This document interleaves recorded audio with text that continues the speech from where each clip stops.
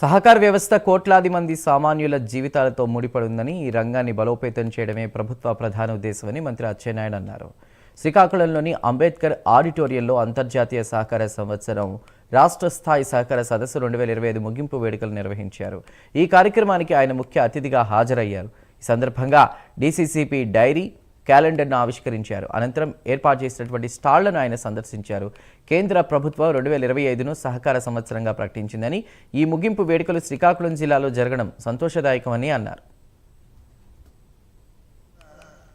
అనుసంధానమైనటువంటి శాఖ సహకార శాఖ ఈరోజు వ్యవసాయానికి కానీ, పాడి పరిశ్రమకు కానీ, మత్స్య సంపదకు కానీ సహకార వ్యవస్థ చాలా ఉపయోగపడుతుందని చెప్పి ఈ సందర్భంగా తెలియజేస్తున్నాను. ఇంతకు ముందు సహకార వ్యవస్థ రాష్ట్ర ప్రభుత్వ ఆధీనంలో ఉండేది, రాష్ట్ర ప్రభుత్వం నిర్వహించేది.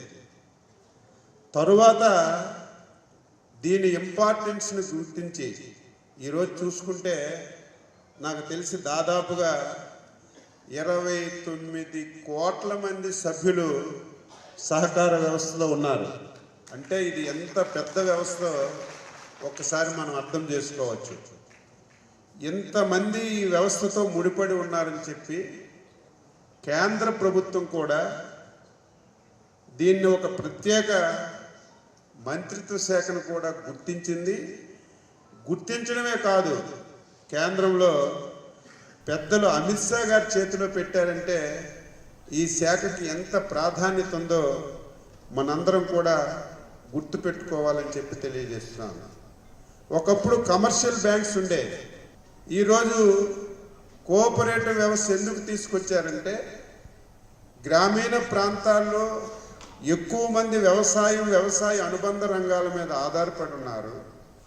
వారికి చేరువలో బ్యాంకింగ్ వ్యవస్థ ఉండాలి, వారికి సకాలంలో ఇబ్బందులు లేకుండా లోనింగ్ ప్యాటర్న్ అందించాలనే ఉద్దేశంతోనే ఈ కార్యక్రమాన్ని తీసుకోవడం జరిగింది.